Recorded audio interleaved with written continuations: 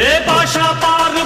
பாரு பட்டாளத்து நடைய பாரு பகை நடுங்கும் படைய பாரு கோட்டு சூட்டு ரெண்டும் எடுத்து கோட்டு நடக்கும் புலிய பாரு அற்றி எரியும் நெருப்ப போல சுட்டெரிக்கும் விழிய பாரு ரத்தம் வேர்வை ரெண்டும் கொண்ட ராஜாங்கத்தின் மன்னன் தானடா இவன் பேருக்குள்ளே காந்தம் உண்டு உண்மைதானடா இவன் பேருக்குள்ளே காந்தம்